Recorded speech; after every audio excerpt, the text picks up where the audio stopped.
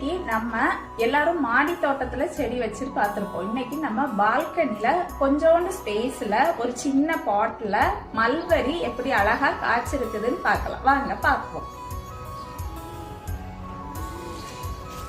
இந்த பாத்தீங்களா, மல்பரி எல்லாம் அழகா காய்ச்சிருக்குது. அது பழுத்து வேற இருக்கு. இது 2வது தடவையா காய்க்குது. நிறையவே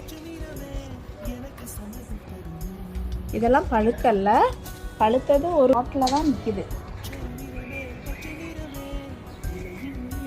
ஒரு தாழ்பூ நிற்கிது, பேப்பர் பூ சொல்லுவாங்க, போகன் வில்லான்னு சொல்லுவாங்க.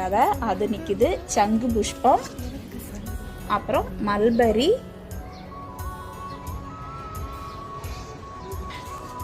மறுநாளும் ஹார்வெஸ்ட் பண்ணுறதை மட்டும் காமிக்கிறேன், ஓகேவா?